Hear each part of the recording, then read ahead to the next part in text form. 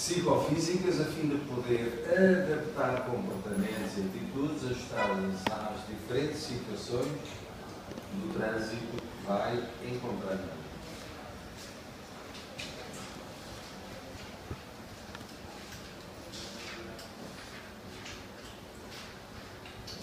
É a visão o sentido mais importante que existe para a condução. Diz o Código da Estrada que é mais ou menos 90% da importância que tem a visão sobre a condução. Por tudo aquilo que recebe a informação. Para uma condução mais segura também é preciso que a informação sobre os elementos de trânsito sejam bem percebidos pelos condutores e uma má visão. Não só pode pôr em perigo de imediato a tarefa da condução, como também pode provocar muitas vezes maior fadiga. Contudo, existem comportamentos e também doenças que podem afetar o desempenho do condutor. A fadiga, o desequilíbrio emocional, bem como ainda algumas doenças crónicas e o efeito de alguma medicação podem comprometer significativamente a segurança da condução. Daí todos os candidatos estarem sujeitos a exame médico com o fim de poderem detectar qualquer incapacidade funcional que possa inibir uma condução segura do veículo condutor.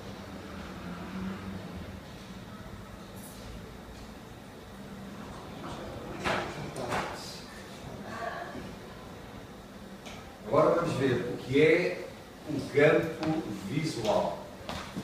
Quando uma pessoa está parada, quieta, a olhar num ponto fixo e olha para ele ou para essa coisa, não é?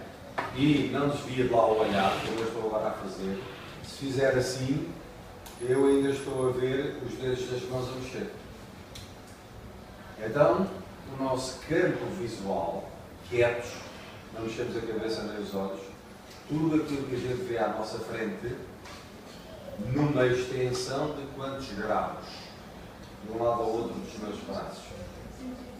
180 graus. Isto é o nosso campo visual, é tudo aquilo que a gente consegue ver de frente e de lado também. Ou dos lados. É de um lado e do outro. Deste olho e deste olho. Vocês fizerem assim, vocês vão ver que ainda têm os dedos das mãos a mexer. Então, um condutor quietinho, paradinho, consegue ver mais ou menos no topo da pessoa. Quando à sua frente, 180 graus. Perceberam? É a metade de uma circunferência. O condutor deve procurar aumentar o campo visual, não só para a frente, como para a retaguarda. E o que é que ele faz? Consulta muitas vezes os espelhos retrovisores do veículo. Podem acrescentar-se que determinados fatores na pessoa, se estiver com stress, estiver com sonolência, ou fadiga, ou álcool, ou medicamentos, ou também com muito ruído, ou também com muita velocidade, o que é que fazem no condutor? O quê? O que é que lhe fazem? Fazem diminuir o campo de visão, muito especialmente o campo de lado, o campo lateral. Então, quando o condutor anda com muita velocidade, por exemplo, deixa de ver o que é de lado. Passa só a ver o que é à frente. Percebe? Quando a gente anda devagarinho, vemos as bequinhas de um lado, vemos ali as árvores do outro. Estão a perceber? Quando a gente anda muito rápido, só vemos bem em frente, não vemos quase nada do outro. Só se a gente fizer assim, mas depois a gente distrai-se na condução e é mau. Acontece os acidentes. E acontece os acidentes. Pois, acontece os acidentes. A pessoa distrai-se. A influência do álcool na condução. No caso, o álcool, ainda que bebido em pequenas quantidades, vai levar a um estreitamento do campo visual. Quando em elevadas quantidades, pode até chegar à visão em túnel. Situação em que se perde quase na totalidade a visão lateral.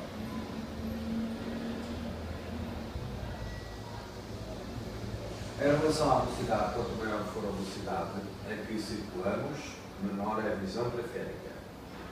Quanto ao ruído, está provado cientificamente que o ruído acima de 80 decibéis também provoca uma diminuição da visão periférica ou lateral.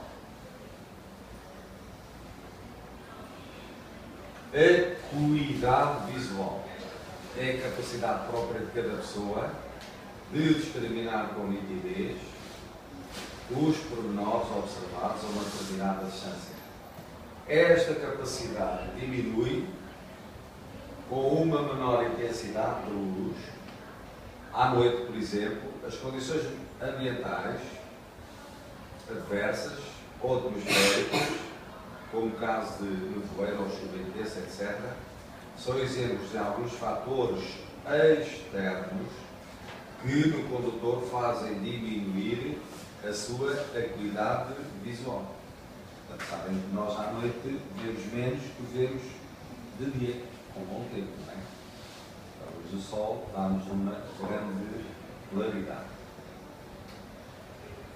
Fatores internos têm a ver com o condutor. A nível fator interno existe o stress no condutor, a fadiga no condutor, o álcool no condutor, a sonolência do condutor, medicamentos também que o condutor pode tomar.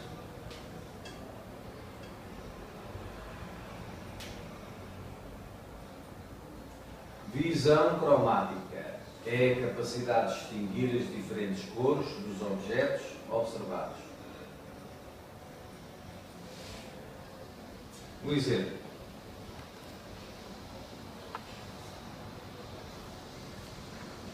As cores das luzes dos semáforos dão ao condutor a informação de que ele toma uma atitude em relação à cor.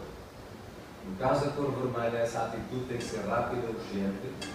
Se verificar uma anomalia na percepção das cores, isso vai afetar a condução, fazendo aumentar o tempo de reação do condutor.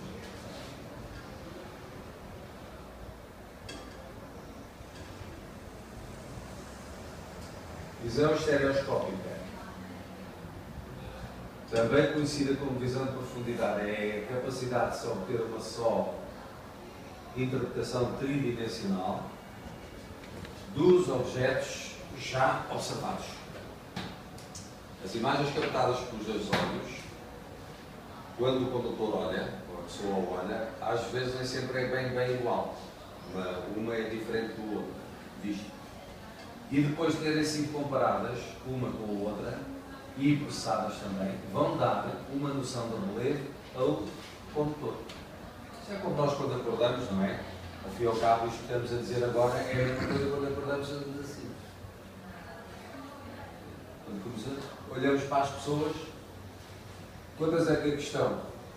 2, 3, 4, 5, 9. Quando eu faço assim, parece que eu vejo 18. Não é? É isto que está a dizer. Muito fácil.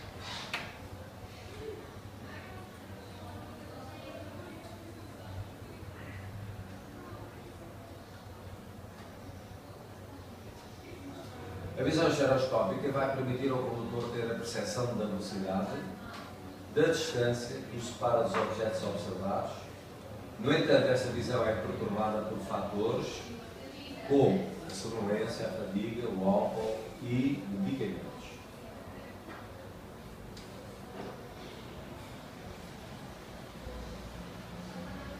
A estereoscópica tem a ver com a velocidade. Já vimos o que era a cromática ou não? É as cores. Portanto, a visão cromática, branco, vermelho, não é? Vermelho, azul. Estão a ver? É aquela possibilidade que nós temos de poder saber distinguir as cores. Cromática e cores.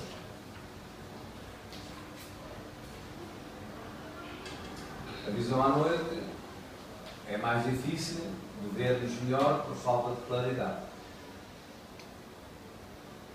A percepção das cores dos objetos e obstáculos na via é mais difícil.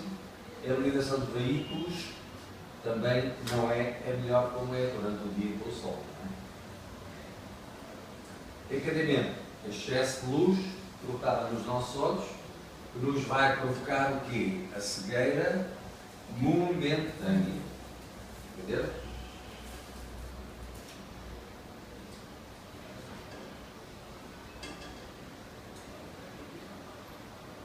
Se for no mesmo sentido e não olhar diretamente para os espelhos retrovisores, vira ligeiramente a cabeça ao sistema incluído no espelho retrovisor interior. As diferenças de luminosidade na transição do claro para o escuro e do escuro para o claro são fatores que devem ter em conta na tarefa da condução. Vamos ver um exemplo. É a entrada e saída de túneis. A entrada do condutor não vê nada, depois a pouco e pouco começa a distinguir os objetos. À saída do túnel, a passagem de uma zona escura para uma clara vai provocar o efeito de engadimento. O condutor deve utilizar as luzes de cruzamento, que são os médios, durante o dia também nos túneis sinalizados. Por prescrição médica, o condutor pode ser sujeito ao uso de óculos ou lentes corretivas. Esta restrição consta na carta de condução e vai obrigar o titular ao seu uso sempre que conduza.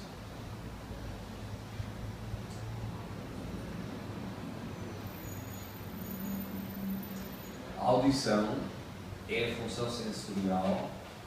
O ouvido capta as vibrações sonoras à sua volta. É importante o exercício da condução, pois permite a distinção de sons e da sua intensidade, bem como a identificação da direção de onde eles vêm. O condutor pode ouvir mesmo antes de observar um obstáculo, preparando-se assim para uma determinada situação e evitar um acidente. Por prescrição médica, o condutor pode ser sujeito ao uso de próteses auditivas. Essa restrição consta na carta de condução e vai obrigar o titular ao seu uso sempre que conduz.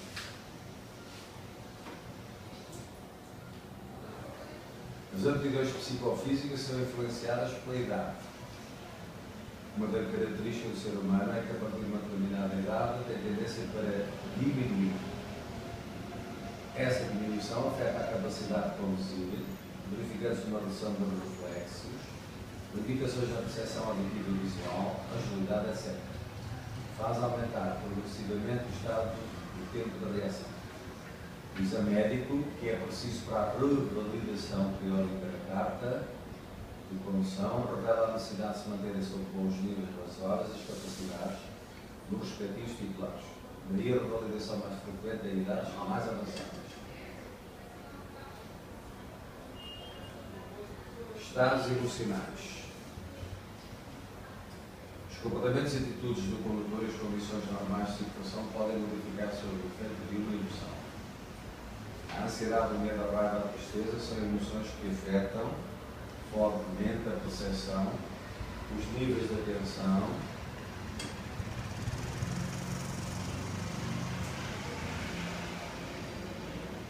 e os órgãos sensoriais também. O condutor é afetado da maneira de pensar, raciocinar, julgar e dirigir e pode conduzi-lo a comportamentos desajustados para a circulação automóvel. O estado emocional do condutor influencia sempre a forma como desempenha a tarefa da condução. O estado emocional é um fator de ordem interna que influencia sempre no condutor o tempo de reação. Se está bem, é ok, está bom. Se estiver mal, aumenta o tempo de reação. A fadiga afeta a condução